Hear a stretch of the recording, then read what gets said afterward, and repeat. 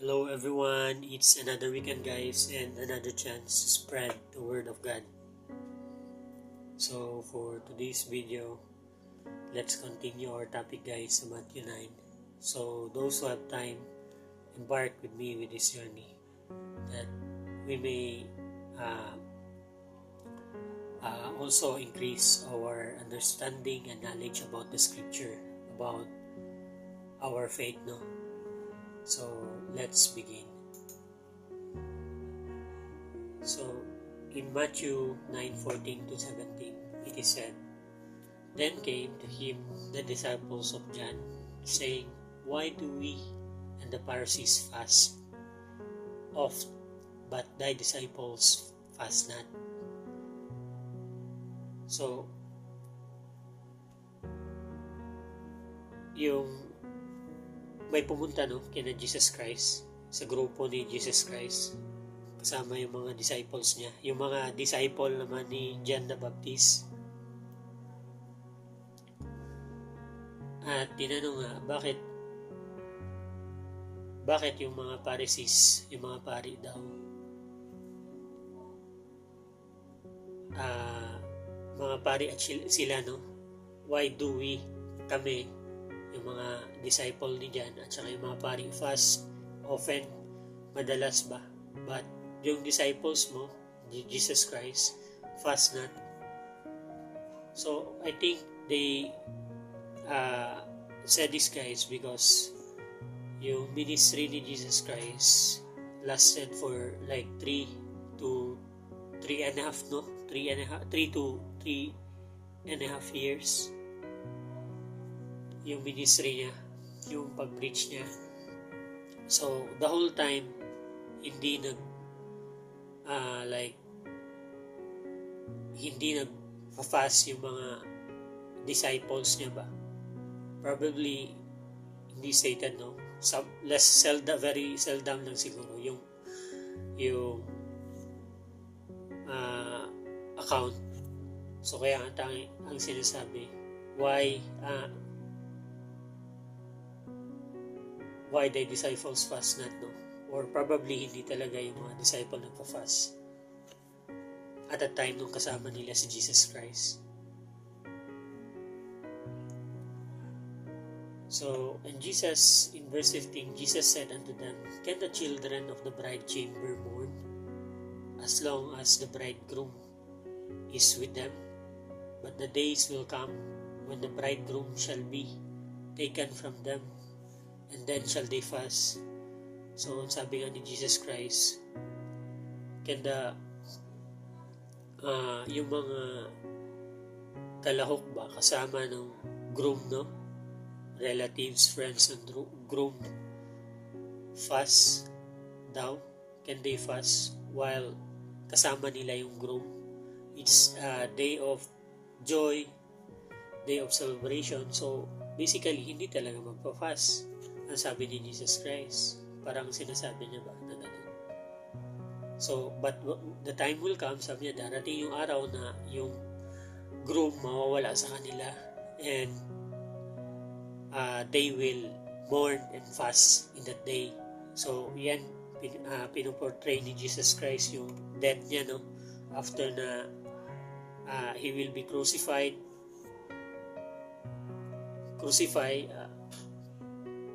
and die. They will mourn and long for the groom. So Jesus Christ is the groom, and those who believe in Him is His bride. Tayo, the church, we are His bride. Those who put their trust and receive the free gift of salvation, the mercy of God through His blood, through His act of reconciliation in that cross, when He suffered and sacrificed Himself, become the Lamb Himself to atone all our sins, the sins of the whole world, for those who believes in Him will not perish but have everlasting life. So someday guys, magkakaroon tayo ng marriage supper of the Lamb, sa kingdom of God. and we will be served by the angels, no? And forever with our Lord and Savior Jesus Christ, no, in heaven. At sabi pa nga sa John 14:1-4, let not your heart be troubled. You believe in God, believe also in me. In my Father's house are many mansions. If it were not so, I would have told you, I go to prepare a place for you. And if I go and prepare a place for you, I will come again and receive you unto myself, that where I am, there you may be also. And whither I go, you know, and the way you know. So, in my Father's house are many mansions, no? God prepares mansions for us in His kingdom when the time comes. So, yan yung marriage, no? Na inaabangan ng lahat ng mga nagtitiwala at tinanggap si Jesu Cristo as their Lord and Savior, Lord and Master. So sa verse 16 naman ang sabi, no man putteth a piece of a new cloth unto an old garment. Ang sabi ni Jesus Christ, no? For that which is put in to fill it up, take it from the garment, and the rent is made worse. So, wala daw nagtatahi, no? No man putteth a piece of a new cloth. So, hindi ini-stitch, no, yung new cloth to an old garment sa lumang damit. For that which is put in to fill it up, take it from the garment. And the rent is made worse. Kasi usually, pag yung old garment na, lalo na dati, no, nag-shrink siya. So, lumiliit ba? So, imbes na tinapalan mo ng old, like, you made it worse ba? Kasi, hindi na, hindi na good yung condition ng old, old garment. Neither do men put a new wine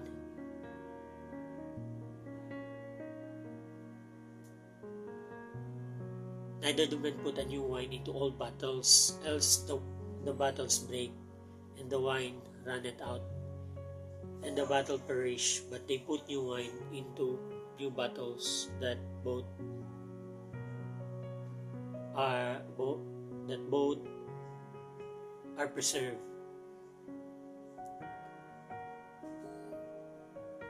So wala daw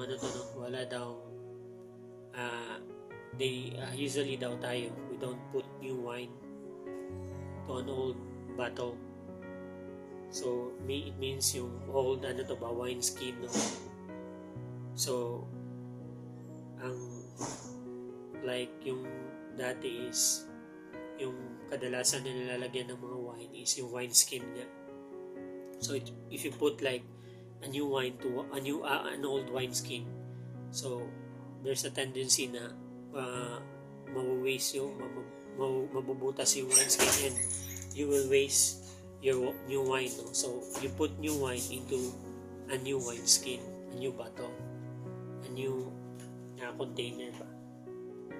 So the meaning is like, if like we put patches in our life, no, yung mga traditions ba and rituals in our life, it will be so difficult for us to follow it, kasi yung old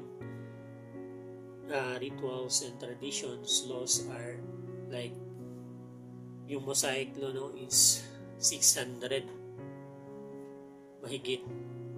So it's so very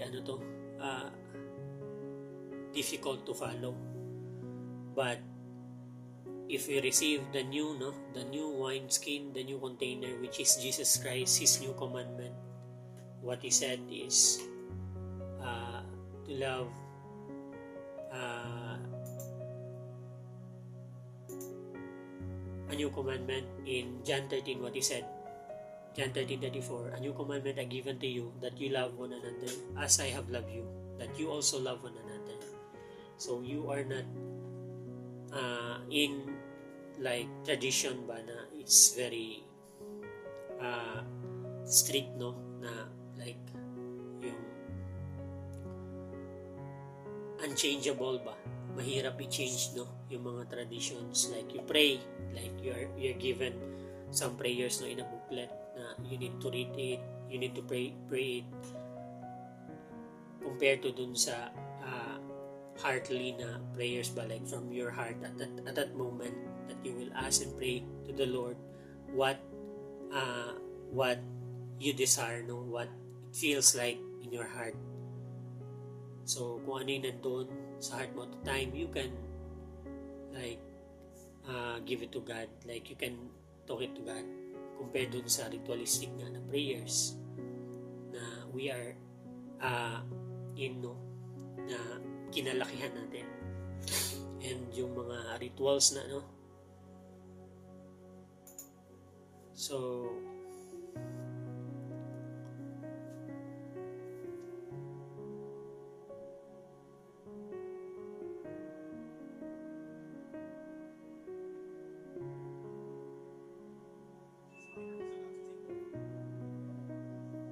maraming mga like rituals na ginagawa tayo, no, to prove our faith ba. So God also like freed us from those rituals,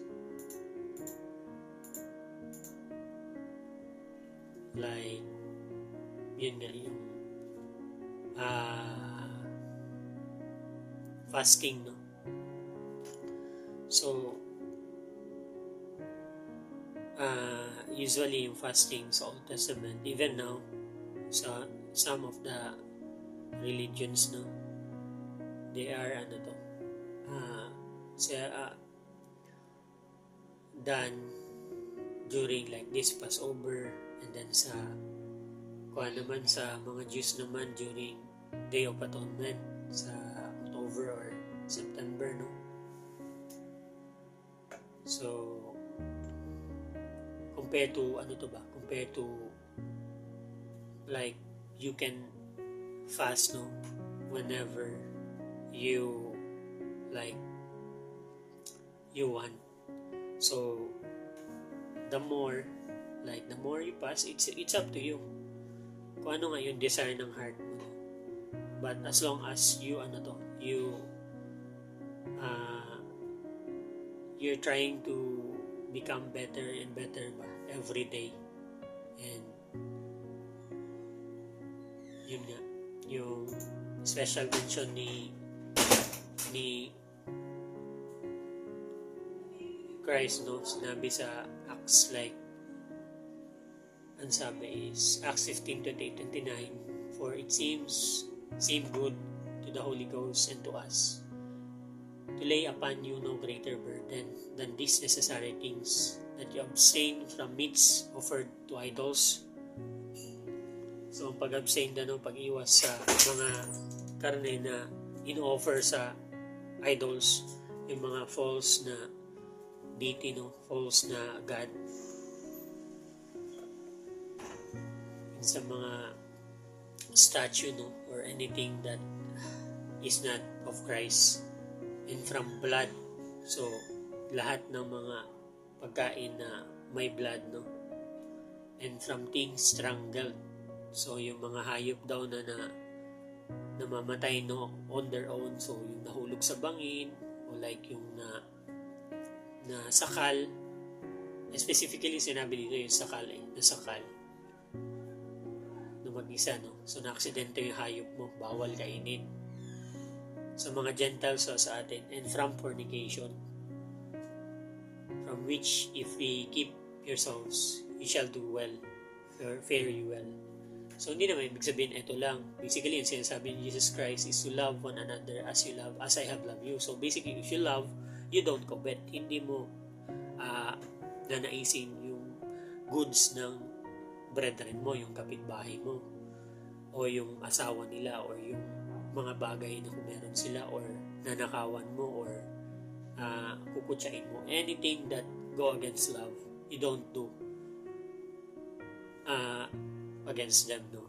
Kung sinasabi ni Jesus Christ nga, diba?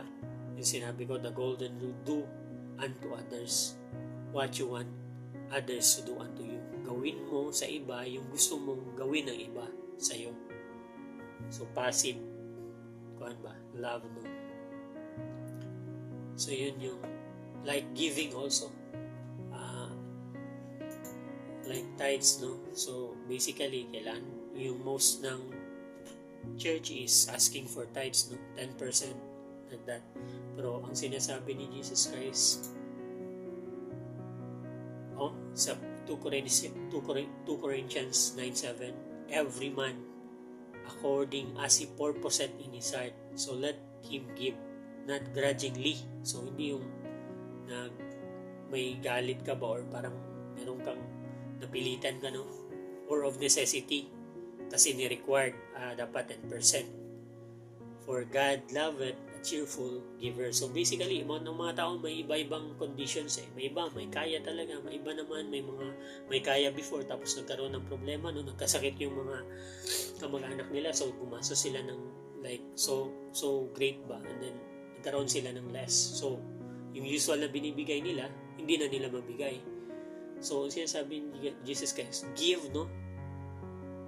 As you purpose it in your heart, kung ano yung desire ng heart mo ba, yung gusto mong ibigay talaga ba. You give less as long as it's okay, fine to you, it's fine. Do not judge your brethren kung maliit man o malaki yung binigay nila. But sabi niya sa last, no, is for God loveth a cheerful giver. So let's try also to give more ba. Give more to